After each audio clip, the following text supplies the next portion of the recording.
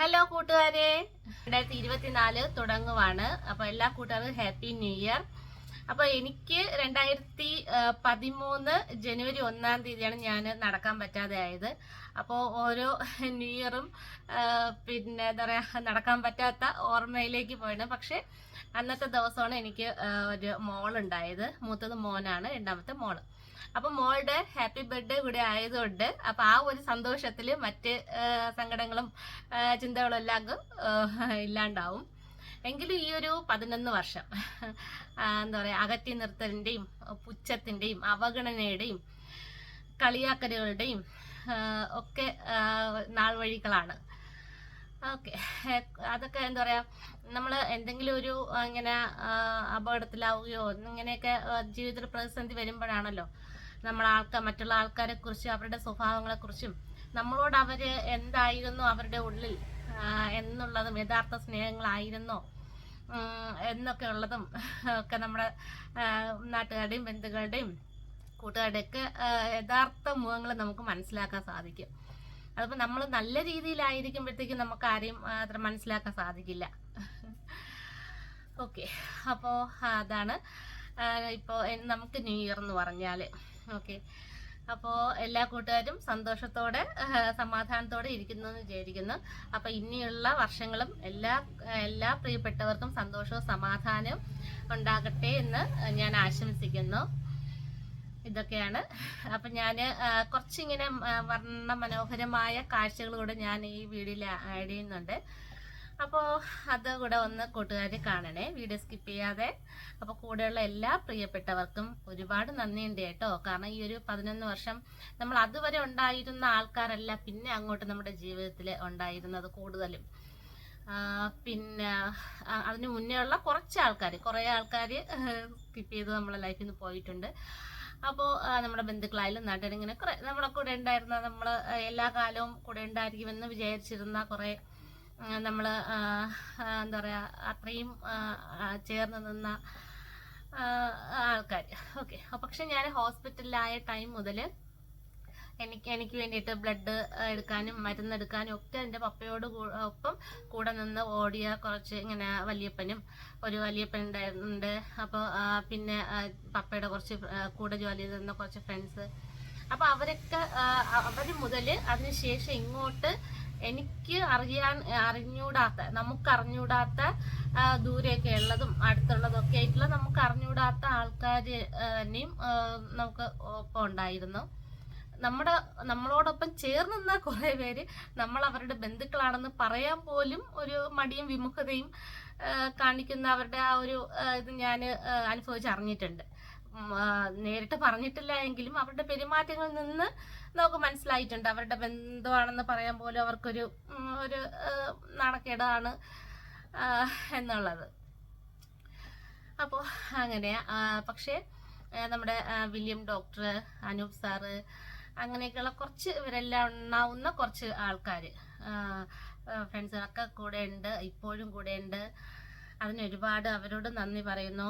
അപ്പോൾ അങ്ങനെയുള്ള ഇവരെല്ലാം ഉണ്ടാവുന്ന കുറച്ച് ആൾക്കാരിൽ നിന്ന് എന്താ പറയുക, ദൈവത്തിൻ്റെ മുഖം ഞാൻ അവരിൽ കണ്ടിട്ടുണ്ട് കേട്ടോ. എന്താ പറയുക, സ്നേഹത്തിൻ്റെയും ചേർത്ത് പിടിക്കലിൻ്റെയും ഒരു അനിയത്തിക്കുട്ടിയായിട്ടും ഒരു മകളായിട്ടും ഒരു കൂട്ടുകാരിയായിട്ടും ഒക്കെ ചേർത്ത് പിടിക്കലിൻ്റെ ഒരു സന്തോഷം, ആ ഒരു സാന്ത്വനം കിട്ടിയിട്ടുണ്ട്. ഇല്ലെന്ന് പറയുന്നില്ല. അവരോടൊക്കെ ഒരുപാട് നന്ദിയുണ്ട്. പിന്നെ നമ്മളെ മനഃപൂർവ്വം വേദനിപ്പിക്കാൻ ശ്രമിച്ചിട്ടുള്ളവരും ഉണ്ട്.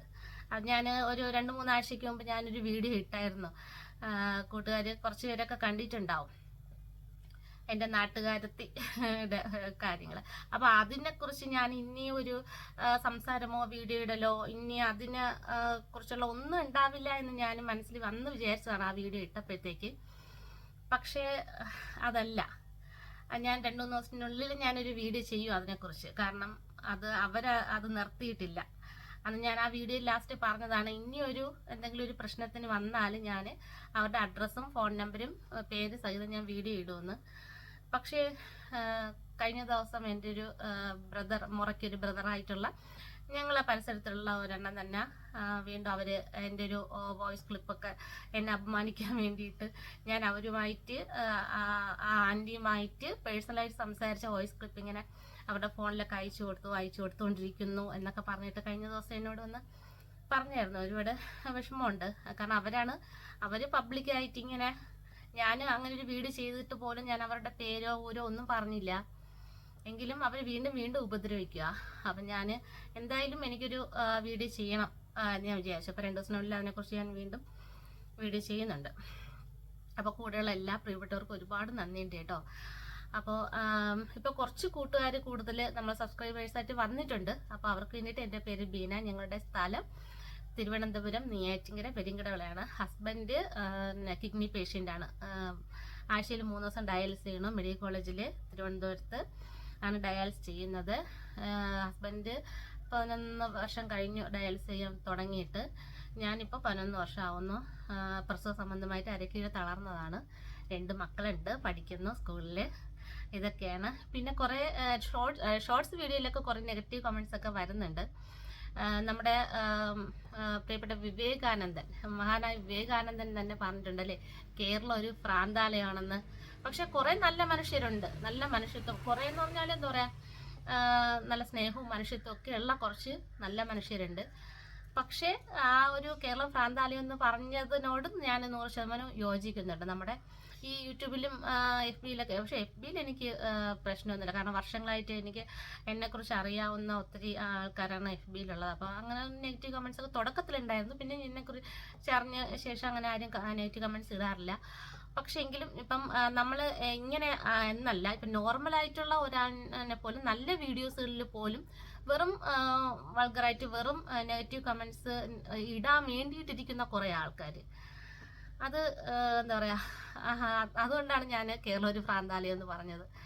എന്ത് മനുഷ്യരല്ലേ, ഒരു 80-90 വർഷം 70-80 വർഷമൊക്കെ ജീവിച്ചിരിക്കുന്ന ഇവരെയൊക്കെ വിചാരം ഉണ്ടല്ലോ, പിന്നെ ഒരു 1000 വർഷമൊക്കെ ജീവിച്ചിരിക്കുന്നത്. 1000 വർഷമൊക്കെ ജീവിച്ചിരുന്നിട്ട് ഇങ്ങനെയൊക്കെ കാണിച്ചിരുന്നെങ്കിൽ പ്രശ്നമൊന്നുമില്ല കേട്ടോ. കുറച്ച് വർഷമൊക്കെ ജീവിക്കുന്ന മനുഷ്യരാ പരസ്പരം എന്തൊക്കെയാ പറയുന്നില്ലേ. എനിക്കും ശരിക്കും ഇങ്ങനെ എന്താ പറയാ, ഈ ഒരു അവസ്ഥ ആയതുകൊണ്ട് ആദ്യം ഒരേ കിടപ്പായിരുന്നു, ഇപ്പം ഇരിക്കാൻ പറ്റും. എങ്കിലും നമുക്ക് ആ ഒരു എന്തെങ്കിലും ഒരു കാര്യം നമുക്ക് മനസ്സിൽ ഫീലായാൽ എണീറ്റ് പോയി അങ്ങോട്ടോട്ട് നടന്നിട്ടൊക്കെ വരുമ്പോഴത്തേക്കൊക്കെ ആ ഒരു അതൊക്കെ മാറിക്കിട്ടും കുറേയൊക്കെ. പക്ഷെ ഒരിടത്ത് ഇരിക്കില്ലേ, ഒരാളിങ്ങനെ നമ്മളെ ഇങ്ങനെ ഇറിറ്റേറ്റ് ചെയ്താൽ എനിക്ക് ഇരട്ടി ഒരു ഫീൽ ഉണ്ടാകും, സ്ട്രെസ്. അപ്പോൾ തിരിച്ച് ഇങ്ങോട്ട് ഏത് ലെവലിൽ വന്ന് ചൊറിയുന്ന തിരിച്ച് അതേ ലെവലിൽ അല്ലെങ്കിൽ അതിൻ്റെ അപ്പുറം മാന്താനുള്ള ഒരു ടെൻഡൻസിയാണ് എനിക്കുള്ളത്. ചില കമൻസിനൊക്കെ ഞാൻ അതേ രീതിയിലൊക്കെ മറുപടി ഇടാറുണ്ട്. പിന്നെ കുറേ വീഡിയോ ഒക്കെ ഞാൻ കമൻസ് സെക്ഷൻ ഓഫ് ചെയ്ത് വെക്കാറുണ്ട്. കാരണം അത് ആരെയും പേടിച്ചിട്ടൊന്നുമല്ല, ആ പേടിയൊന്നുമില്ല. പക്ഷെ അവരിങ്ങോട്ട് പറയുന്നത് അതേ നാണയത്തിന് തിരിച്ചു കൊടുക്കാൻ പറ്റുന്നില്ല എന്നുള്ളതാണ്. കാരണം ജസ്റ്റ് എനിക്ക് ഈ ടൈപ്പ് ചെയ്യാൻ മടിയാണ്. പിന്നെ അത് മാത്രമല്ല, ഒരു 4-5 പേര് നെഗറ്റീവ് കമൻറ്റ്സ് ഇടുന്നതിൽ ഒത്തിരി നല്ല മനുഷ്യരും കൂടെ അത് വായിക്കുന്നുണ്ട്. അപ്പോൾ പിന്നെ അത് നമ്മളെ സ്നേഹിക്കുന്ന, നമ്മളെ ഇഷ്ടപ്പെടുന്ന പ്രിയപ്പെട്ടവരല്ലേ, അപ്പം അവരും കൂടി ഇത് വായിക്കുമല്ലേ എന്ന് വിചാരിച്ചിട്ടാണ് ഞാൻ പിന്നെ കമൻറ്റ് സെക്ഷൻ ഓഫ് ചെയ്ത് വെച്ചിരിക്കുന്നത്. അപ്പോൾ ഓക്കെ കൂട്ടുകാരെ, അപ്പം എല്ലാ പ്രിയപ്പെട്ടവർക്കും ഹാപ്പി ന്യൂ ഇയർ.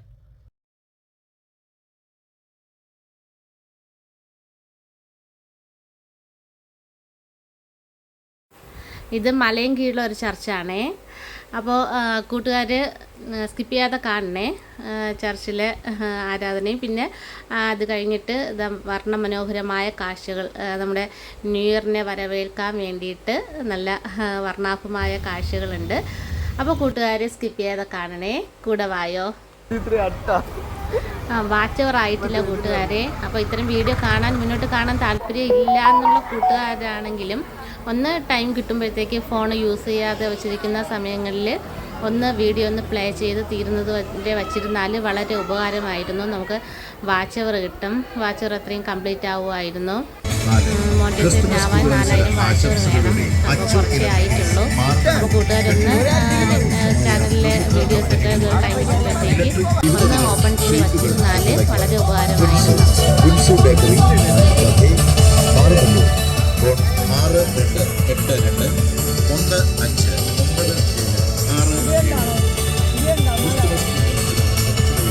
Silka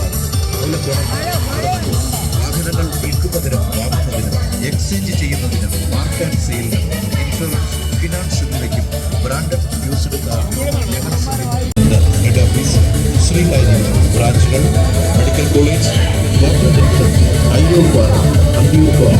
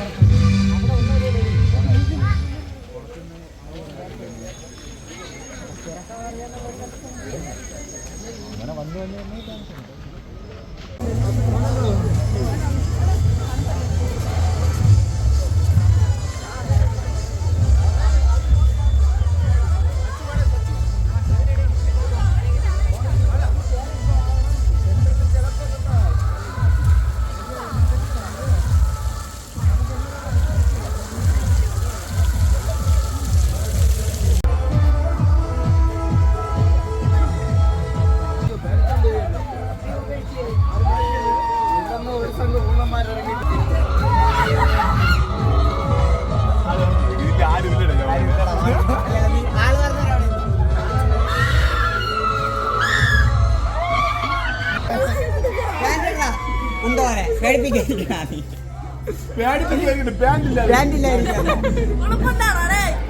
പിള്ളേർ പറഞ്ഞ വഴിയടാ കാണാൻ